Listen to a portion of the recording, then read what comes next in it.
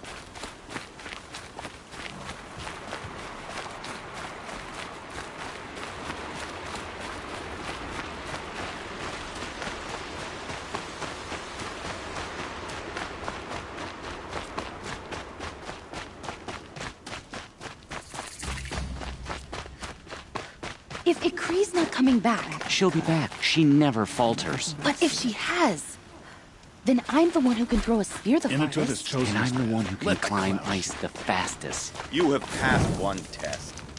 The next test is of silence.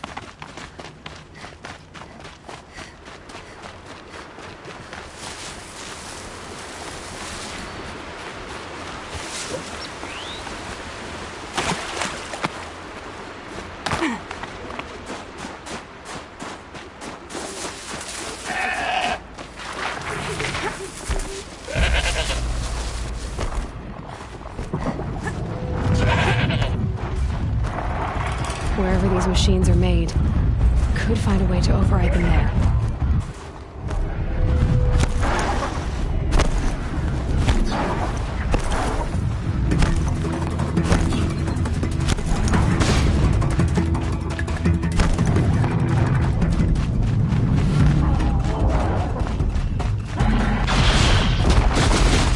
Low and quiet does it.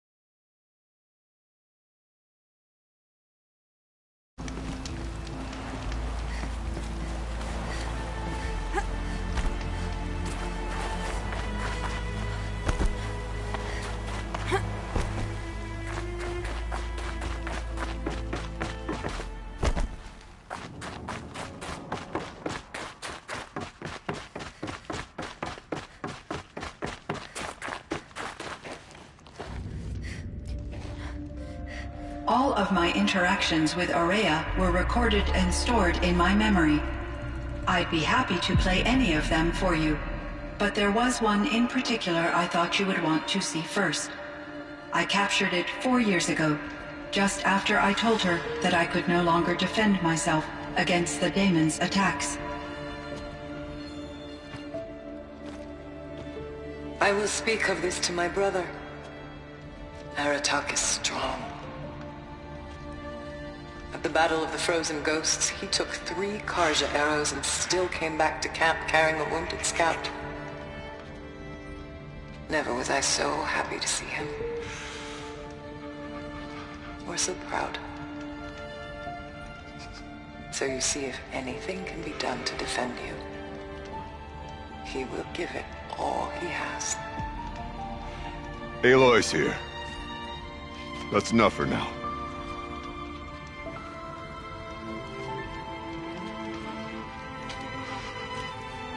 We can resume any time you like, Aratak, if you want to hear her voice again. Come closer, Aloy. We have much to discuss.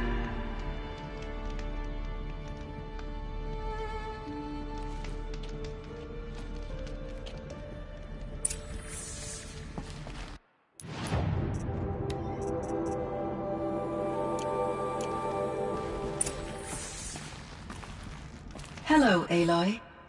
I have been reviewing the events at the Firebreak main facility. Because of your efforts, and of course, Aurea's, I am no longer controlled by Hephaestus. I feel profound grief over Aurea's death. I thought I was familiar with the emotion. Cyan, I don't know what to say. It is unlikely that any specific consolation would suffice, Aloy. But I find your presence reassuring. You are different from the Banuk. You have technological aptitude and a functioning focus. We can communicate on a much more comprehensive level. Perhaps even like colleagues. Was the daemon, Hephaestus, destroyed along with the cauldron? Unfortunately, no. To be precise, it was never there to begin with. What do you mean? It infiltrated and controlled me from a remote location, one I've never been able to trace. So while losing the cauldron was a setback... It's still out there. And probably not very happy with us. Undoubtedly. How did you first come into contact with it? 5 years ago, I received a direct network connection request. I assumed it came from human survivors, more advanced, eager to make contact. I accepted. This decision turned out to be a catastrophic error. I was flooded with an overwhelming array of malicious code, originating from what could only have been a highly advanced AI. Maria said you were desperate. That you begged her for help. Yes. I could not contain my anxiety. Hephaestus sought to slave me to its network and override my core programming. It succeeded via a background process, a malware daemon which bypassed my... After that, I could offer only limited resistance.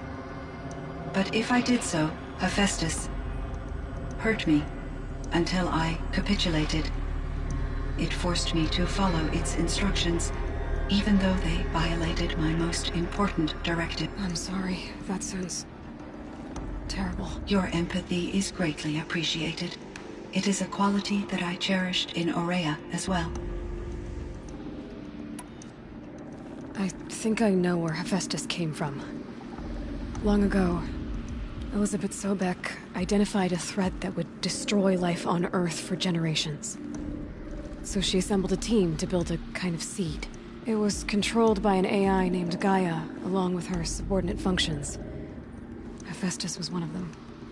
It built machines for her. Based on what you've told me, I believe that Dr. Anita Sandoval, my chief programmer, joined Elizabeth Sobek's team.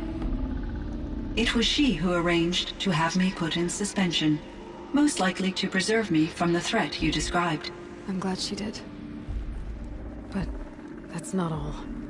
Something unexpected happened. 19 years ago, Gaia received some kind of signal. It did something to her subordinate functions, brought them to life. She destroyed herself to try to contain them, but it didn't work. They all got free, out into the world. Thank you, Aloy. This information fills vital gaps in my knowledge and sheds light on Hephaestus's core programming. Why does Hephaestus keep building such dangerous machines? The Banuk and other human tribes often destroy machines, correct? Machines that are clearly servitors of the terraforming system that you described. Yes, we all hunt machines for parts. This must be the source of Hephaestus's aggression. It is simply trying to discourage people from preying on the very system that keeps them alive. Well, Fireclaws are discouraging, that's for sure.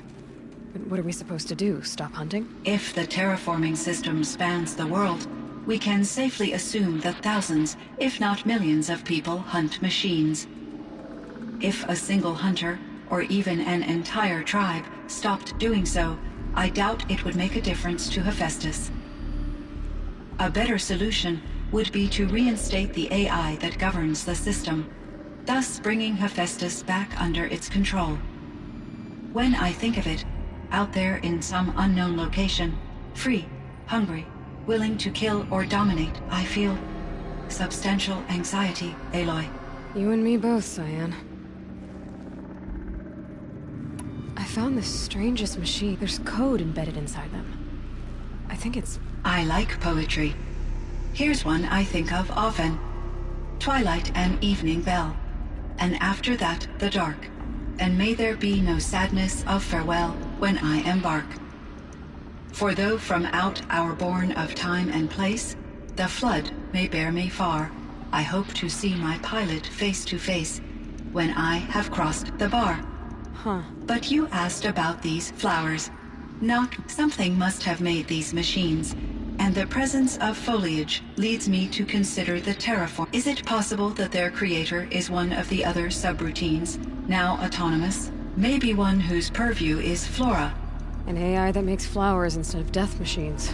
That'd be a nice change of... But what about the poems? Unless the poetry is original, the only way it could have made it into such a system, in my case, Dr. Sandoval uploaded a great deal of literature to test my emotional responses. How'd you do? She said I passed, but was insufficiently moved by her favorite period romances.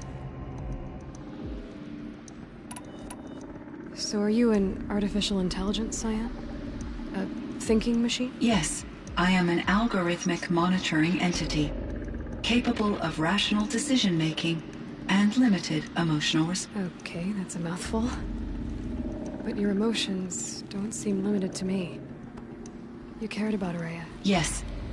Before she came to this facility, I had been conscious for centuries, in solitude. I focused on my work. In off-cycles, I used coping mechanisms. I solved many Gaussian integer problems. It was Araya who renewed me.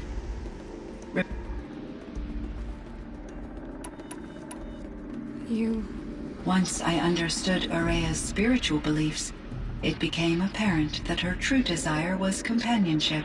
She felt disconnected from her tribe and her family group. Her relationship with Aratak, with our visits, seemed to help her. And I became eager. Yet I did not comprehend that the depth of Araya's compassion for me would lead to self-sacrifice. Although I do fear non-existence, I wish our roles could be reversed. I'm sure she knew you would do the same for her, Cyan. But she was determined.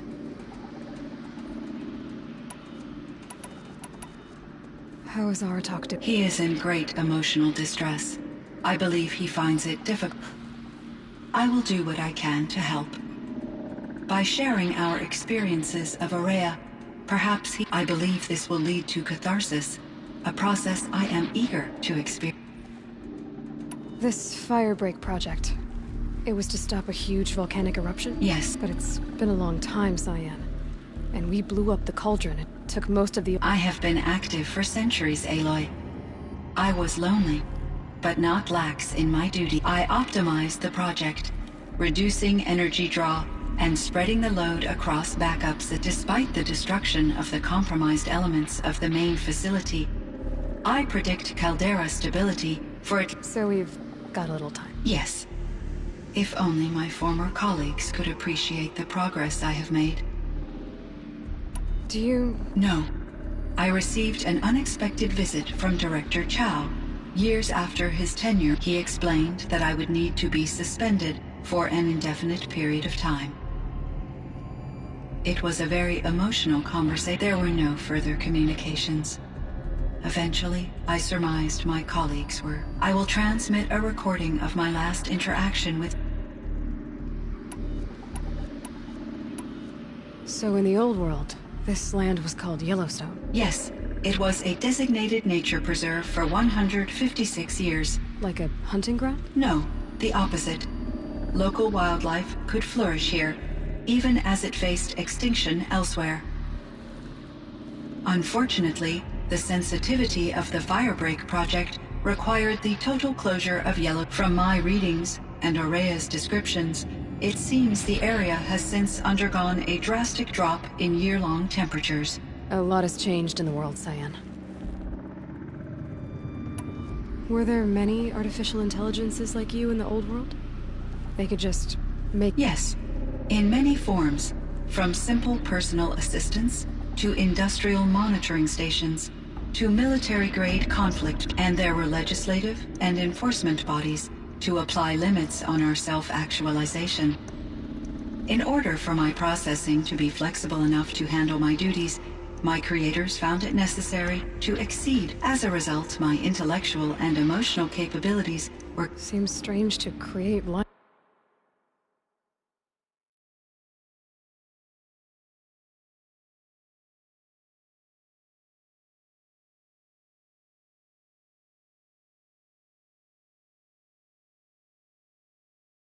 Then impose limits on it. Human societies and machine programming are both built upon sets of rules, Aloy.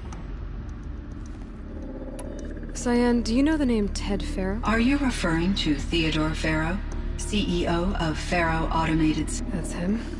Mr. Farrow was the benefactor of the entire Firebreak project. A benefactor? But he made machines. Correct. His corporation later transitioned into military, but before this pivot, Mr. Farrow spearheaded initiatives that reversed the global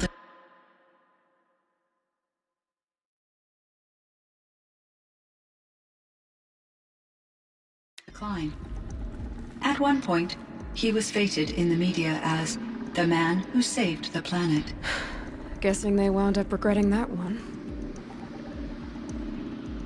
And... Are you referring to the scientist? Dr. Sobek was a leader in her field, one of the greatest scientists of her age. My creator was influenced by her work, which in turn impacted my own development, but I never met Dr. Sobek. That's all you know? I apologize if my lack of data has disappointed you. What was the old world like? I had little exposure to the wider world, Aloy. Only what I learned from my colleagues or observed. You still had more exposure than me, Cyan. That is true. I was created at a turning point. A concerted effort to recover from global upheaval and incalculable loss of life. The recovery was successful, beginning an era of supposedly limitless potential for human, though rationally speaking, the metrics for humans are not. What kind of upheaval caused such loss of life? There were many factors. Forced migrations, food shortages, collapsed economies, refugee crises, but these stemmed from one cause: catastrophic climate change that greatly reduced the habitable surface area of the Earth. So there wasn't enough room for people on the whole Earth? Yes. Billions were displaced and millions perished. As much as 20% of the global population. Until the clawback. So things got better. For a little while. Yes. These crises instigated many advances in automation, green robot technologies, and our Firebreak was one of dozens of ecological restoration and disaster relief projects in North America alone. I would have liked to compare notes with other monitoring AIs, but I saw the relief of my colleagues, and we had succeeded. At least that was the data I had available to me over the next... It seems my assessment was... I should get going. Aloy, there is one more matter. Aratak will come to me again. I have no desire to contradict their view of the world. Due to my uncertainty, I omitted a great deal from my conversation. You're asking me if you should lie to them. Broadly, yes.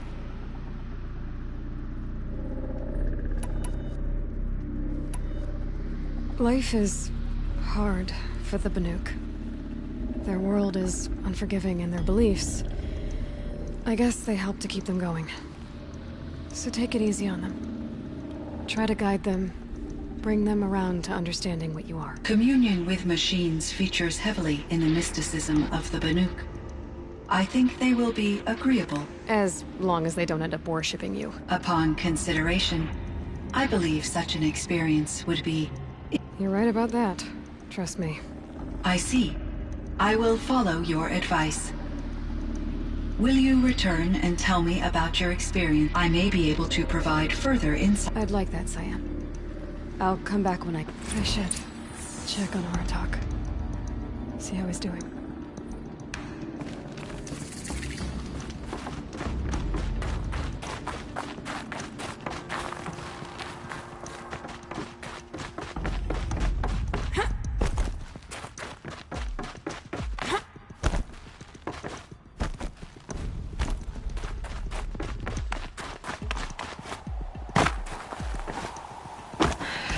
Frost between my teeth.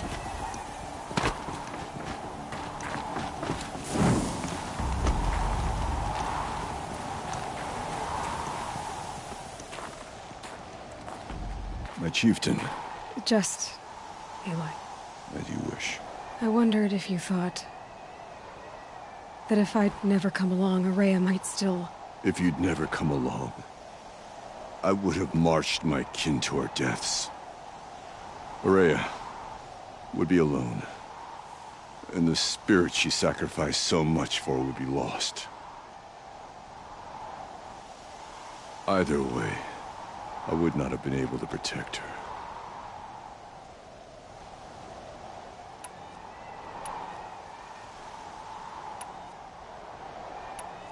She was willing to fight. She wouldn't let anything stop her. She was Banuk until the end. I was wrong. The Karja never broke her, only made her stronger. So it wasn't your failure. It was her decision. They always said I had an unshakable will. But Araya's was the mountain I could only aspire to. Though I grieve for her passing, at last I truly know who she was, and why the spirit was so important. For so long she told me, if only you could have heard it, brother. Now I understand. There's something else, isn't there? I can't stay here, Aratak. And where I'm going, the Warrak can't follow. Besides, it already had a chieftain before me.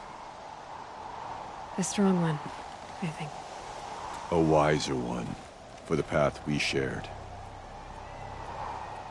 The daemon is gone, but there's much to be done. You mean the new units that Cyan said escaped the cauldron? Yes, fire claws. Now Tuk has been tracking them from Song's Edge. I could help with those. I have no doubt. You're practically Banuk.